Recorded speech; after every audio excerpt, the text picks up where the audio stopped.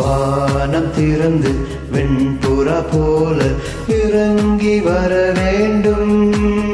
தேவ வல்லமை தர வேண்டும், தேவ வல்லமை தர வேண்டும்.